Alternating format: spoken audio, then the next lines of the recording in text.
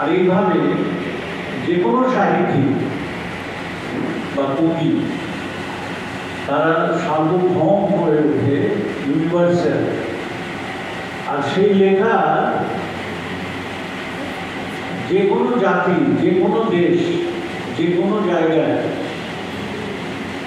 সেগুলো আমরা প্র্যাকটিক্যাল ওয়েতে কাজে লাগাতে পারি সক্ষম হই। তো প্রেমচাঁদ এমনই একজন সাহিত্যিক, একজন নভেলিস্ট, যার চিন্তাধারা অনেক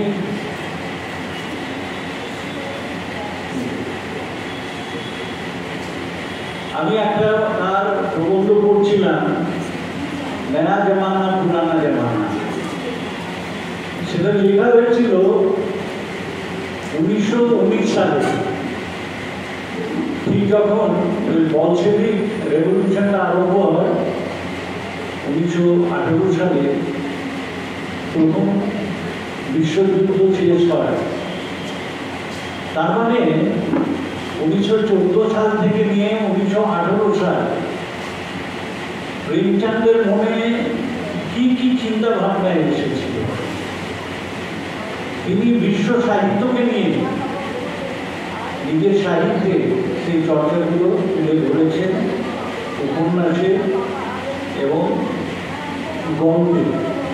এমনকি গোর্কি বা টলস্টয়, দস্তয়েভস্কি, চেখভ, এদের গল্প তিনি, মোপাসাদ, এদের গল্প তিনি পড়ে নিজের মধ্যে একটা দৃষ্টিভঙ্গি নিয়ে এসেছিলেন যে কেন আমরা এই ধরনের উপন্যাস বা কবিতা বা গল্প লিখতে পারি না। প্রেমচাঁদ আসার আগে যে ধরনের উপন্যাস হিন্দি সাহিত্যে এসেছিল সেগুলো ছিল আমরা বলি তিলস্মি বা জাসুসি, মানে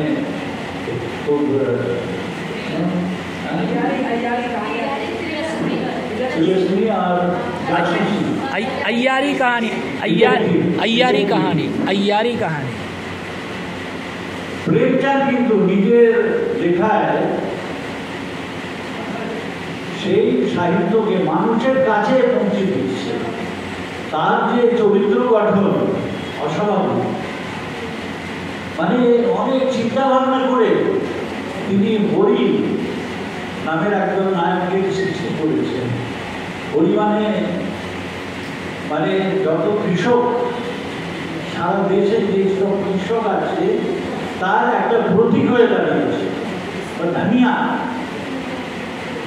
একজন পাত্রী, সেও কিভাবে কষ্ট সহ্য করে, অনেক রকমের চ্যালেঞ্জেসগুলো আসছে, কিন্তু তার মধ্যে একটা শক্তি আছে, দৈব শক্তি, সেই নিয়ে এগিয়ে যান, সব কিছু সামলিয়ে নিয়ে যাচ্ছে। যার জন্য আমি বলতে চাই তার যে চিন্তা ভাবনা, মানে যেসব লেখা তিনি লিখেছেন, আমার কাছে অনেক তার লেখাগুলো রয়েছে। আরেকটা আছে, আপনারা সকলে পড়বেন সেটা, আমাদের ডক্টর আছেন মহাজনী সভ্যতা। হ্যাঁ, মহাজনী সভ্যতা বলে তার একটা লেখা প্রবন্ধ, সেটা আপনারা সবাই পড়বেন। এটা যদি পড়েন আপনারা বুঝতে পারবেন তার মনে কি ছিল, তার ফিলসফি কি ছিল মহাজনী সভ্যতা। এটা পড়তেই হবে। আমরা যদি প্রেমচাঁদকে ভালোবাসি তাহলে আমাদের সেই মহাজনী সভ্যতাটা পড়তে হবে।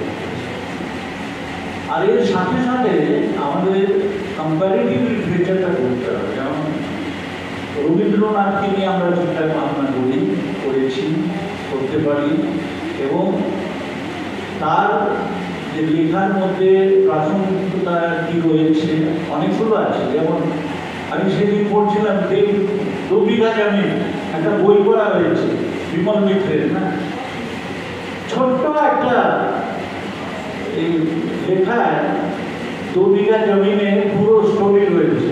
আর বিমল মিত্র এমন একজন সেরা এত সুন্দরভাবে ওটা স্টোরি করে সিনেমায় পরিণত করেছে। ওদের বলরাজ সাহেবের অ্যাক্টিং আছে, মীরা কুমারীও অ্যাক্টিং করেছে, এবং নিজের জমি এই কেড়ে নিয়ে নেওয়া হচ্ছে, দারুণ। সামান্য ক্ষতি। তারপর আরো অনেক লেখা আছে যা আমরা সঞ্চয়িতার মধ্যে পাচ্ছি। রবীন্দ্রনাথ শরৎচন্দ্র, ওনাকে নিয়ে আমাদের পড়তে হবে।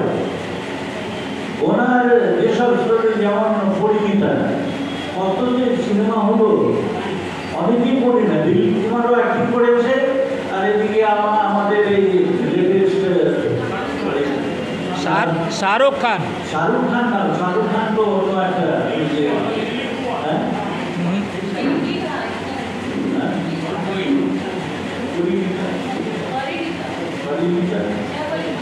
সেই ভালি খান। শাহরুখ খান করেছে আরেকটা দেবদাস। দেবদাস দেবদাসের শরৎচন্দ্রের, হ্যাঁ, ও দিলীপ কুমারও অ্যাক্টিং করেছে, শাহরুখ খানও করেছে। তো মানে এইসব হচ্ছে খুবই প্রাসঙ্গিক।